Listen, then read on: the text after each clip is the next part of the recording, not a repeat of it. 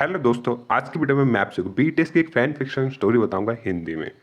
और क्योंकि ये फैन फिक्शन स्टोरी है तो इसे रियल मत समझिएगा। और ये स्टोरी है हमारी जंगकोok के ऊपर, जो कि होते हैं एक वेम्पायर। तो इस स्टोरी की शुरुआत होती है सिजोंग नाम के एक खूबसूरत शहर से, जो कि पहाड़ों से घिरा हुआ है। दिन में ये शहर जितना खूबसूरत होता है, रात में उतना ही डरावना हो जाता है।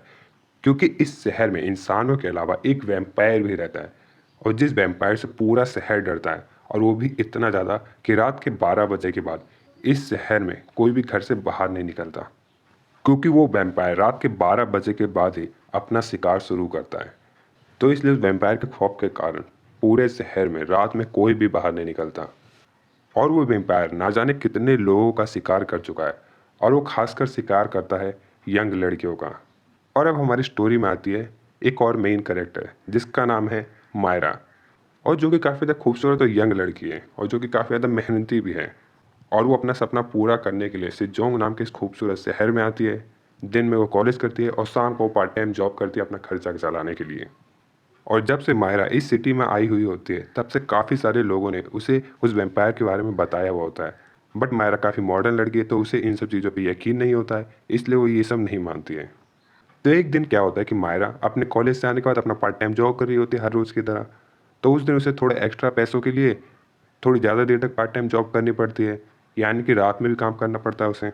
तो रात में काम करते-करते मायरा को कुछ ज़्यादा ही देर हो जाती है। इनफैक्ट वो काम में इतना ज़्यादा खो जाती है कि रात के कब 12 बज जाते हैं उसे पता ही नहीं चलता। और रात के 12 बजे की जब बेल बजती है, तब मायरा को मालूम पड़ता है कि अब तो 12 बज गए। तो इसलिए वो जल्दी-जल्दी अपने घर जाने की कोशिश करती है। जहाँ पे वो काम करती है उस जगह को बंद करके वो बाहर निकलती है।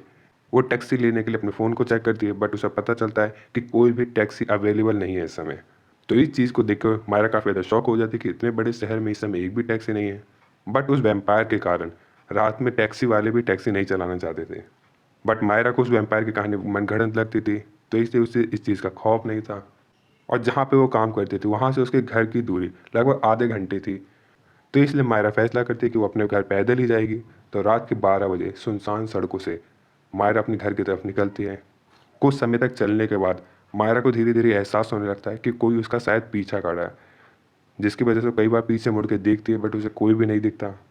बट कुछ देर और चलने के बाद उसे धीरे-धीरे ये महसूस हो जाता है कि कोई ना कोई तो है जो उसका पीछा कर रहा है। और उसे सही महसूस भी होता है, क्योंकि वो वैम्पायर मायरा को देख चुका था और वही उसका पीछा कर रहा था, अंधेरे में, चीज़ों की परछाइयों के पीछे छुप-छुप कर। और अब तो मायरा को भी काफ़ी देर तक चलने के बाद ये महसूस हो चुका था कि कोई ना कोई तो है जो उसका पीछा कर रहा है। तो इसलिए मायरा को डर लगना भी शुरू हो जाता है, क्योंकि उसे महसूस तो हो रहा था कि कोई उसका पीछा कर रहा है, बट जब भी वो पीछे मुड़ के देखती थी वहाँ पे कोई भी नहीं होता था। तो जिसके कारण मायरा काफ़ी ज़्यादा डर जाती थी, तो इसलिए वो तेज़ी से चलने की कोशिश करती है। और अचानक से वो देखती है कि उसके पीछे किसी की परछाई है। और जैसे ही वो किसी की परछाई को देखती है, वो वहाँ से तेज़ी से भागते हुए निकलती है, क्योंकि उसे बहुत ज़्यादा डर लगने लगता है। बट उसे क्या पता था कि उसके पीछे तो एक वैम्पायर है, जिससे बच के जाना नामुमकिन है। तो इसलिए मायरा जैसे वहाँ से भागती हुई जाती है अपने घर की तरफ, वो वैम्पायर भी उसका पीछा करने लगता है और वो तेज़ी से मायरा की तरफ आता है। और फिर एकदम से मायरा को पकड़ लेता है और दीवार की तरफ मायरा को धकेलते हुए उसके पास आके कहता है, हेलो मायरा। और जैसे ही मायरा उस वैम्पायर को देखती है, वो डर के मारे वहीं पे बेहोश हो जाती है। और कुछ समय बाद जब उसकी आँख खुलती है, तो वो अपने आप को एक अनजान जगह पे पाती है, किसी अनजान घर में। और वो देखती है किसी ने उसे बांध रखा है और उसने एक खूबसूरत सी ड्रेस पहनी होती है, और उसके पास होता है वही वैम्पायर। और जो कि मायरा के उठते कहता है, हेलो मायरा, तुम उठ गई। और जैसे ही मायरा ये आवाज़ सुनती है, मायरा का डर और भी ज़्यादा बढ़ जाता है, उसके दिल की धड़कन तेज़ हो जाती है, उसकी सांसें धीमी हो जाती हैं। और मायरा डरी और सहमी उस वैम्पायर से पूछती है कि कौन हो तुम? और तुमने मुझे क्यों पकड़ा है और तुम मेरे साथ क्या करने वाले हो? और ये कहते-कहते मायरा चिल्लाना भी शुरू कर देती है, क्योंकि उसे बहुत ज़्यादा डर भी लग रहा होता है। बट मायरा जिस जगह पे थी, यानी कि वैम्पायर का जो घर था, वो किसी सुनसान जगह पे था। तो इसलिए मायरा की आवाज़ वहाँ पे कोई भी नहीं सुन पाता है। और वो वैम्पायर भी उससे कहता है कि तुम्हारी चीखने का यहाँ कोई असर नहीं होने वाला, क्योंकि तुम्हें कोई भी यहाँ पे सुन नहीं सकता। तो ये सुन के मायरा और भी ज़्यादा डर जाती है और धीमी सी आवाज़ में पूछती है कि तुम मेरे साथ क्या करने वाले हो? तो वो वैम्पायर धीरे-धीरे मायरा के पास आता है। उसके कानों के पास आके कहता है कि मैं तुम्हें एक खूबसूरत तोहफ़ा देने वाला हूँ। और इसे सुन के मायरा की धड़कन और भी ज़्यादा तेज़ हो जाती है, उसकी साँसें और भी ज़्यादा धीमी हो जाती है। और धीमी सी आवाज़ में वो उस वैम्पायर से पूछती है कि क्या? तो वो वैम्पायर मायरा के ऊपर आ जाता है और धीरे-धीरे मायरा के पास जाते हुए उसे किस करता है, जिसके कारण मायरा मदहोश हो जाती है। और फिर उसके बाद वैम्पायर अपने असली रूप में आता है। वो अपने दो नुकीले दांतों को बाहर निकालता है और मायरा की गर्दन पे काटता है, जिसके कारण मायरा पूरी तरह से अपने होश खो देती है और कुछ समय बाद वो बेहोश हो जाती है। उसकी दिल की धड़कन बंद हो जाती है, उसकी सांसें रुक जाती हैं। और अब आप सब सोचोगे कि शायद मायरा मर गई, बट ऐसा कुछ भी नहीं हुआ। मायरा मरी नहीं, बल्कि वो भी एक वैम्पायर बन जाती है, क्योंकि इसके कुछ समय बाद मायरा की आंखें खुलती हैं और वो अपने अंदर काफ़ी ज़्यादा ताकत महसूस करती है, क्योंकि वो चीज़ों को अच्छी से सुन पाती है, महसूस कर पाती है। और फिर मायरा उस वैम्पायर से पूछती है कि तुमने मेरे साथ ये क्या किया। तो वैम्पायर कहता है कि मैंने कहा था ना कि मुझे तुम्हें एक तोहफ़ा देना है, तो यही है तुम्हारा तोहफ़ा। तो मायरा कहती है तोहफ़ा, ये तोहफ़ा है।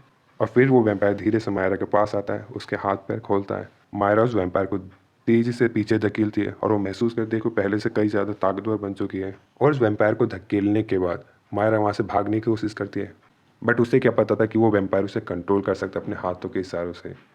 तो इसलिए वो वैम्पायर अपने एक हाथों के इशारों से मायरा को कंट्रोल करता है और उसे अपने पास बुलाता है और कहता है तुम कहाँ जा रही हो। और जैसे वो वैम्पायर मायरा को कंट्रोल करता है, मायरा अपनी बॉडी का एक भी पार्ट नहीं हिला पाती और जिसके कारण मायरा डर जाती है। वो वैम्पायर कहता है कि तुम मेरी मर्जी के बिना यहाँ से कहीं भी नहीं जा सकती हो। और फिर वो वैम्पायर मायरा को दीवार की तरफ धकेलते हुए धीरे से उसके पास जाता है, उसे किस करता है उसके नेक पे, होठों पे, जिसके कारण मायरा अपने होश खो देती है। और फिर वो वैम्पायर मायरा को अपने बेडरूम में ले जाता है और इसके बाद क्या होता है उसका आप सभी अंदाज़ा लगा सकते हो। और उस रात वो वैम्पायर मायरा को अपना बना लेता है पूरी तरह। और उस रात के बाद से किसी को मायरा का पता नहीं चलता। उसके परिवार वाले, पुलिस उसे काफ़ी ढूंढने की कोशिश करते हैं, बट कोई भी उसे ढूंढ नहीं पाता। और सब ने यही मान लिया होता है कि मायरा को भी वो वैम्पायर ले जा चुका है और अब वो शायद मर चुकी है। बट ऐसा नहीं था, मायरा तो जिंदा थी। उस वैम्पायर ने तो उसे अपनी रानी बना लिया था। और उसके बाद हमें ये भी पता चलता है कि वो वैम्पायर अब तक जितनी भी लड़कियों का शिकार किया है, वो सभी लड़कियाँ उस वैम्पायर की रानी बन के उसी के महल में रहती हैं। और खूबसूरत और जवान लड़कियों का शिकार करना उस वैम्पायर का एक तरह से खेल होता है।